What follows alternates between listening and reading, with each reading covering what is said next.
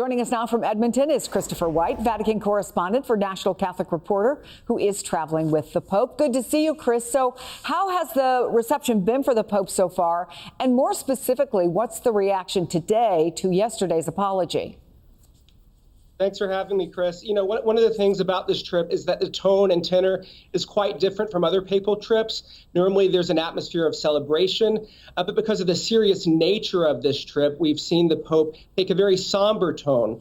That being said, you know, among those I've spoken with here in Edmonton, there's a lot of hope and anticipation that this apology from the Pope will sort of turn a page in terms of the Church's relationship with the Indigenous people here. But they want to see actions. They want to see what comes next. And so we'll see what happens next. He's seated right now, so hard to tell, but a lot has been made in recent months because he canceled a long-anticipated trip to Africa about the Pope's health.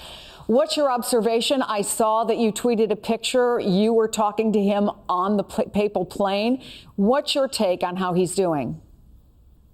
Well, we did see him walk around, like you said, for about 20 minutes on the flight over. It was a long flight, about 11 hours from Rome on Sunday. He was walking with a cane, which is more than we've seen him walk in a long time. He's been really confined to a wheelchair for quite a bit for the past few months.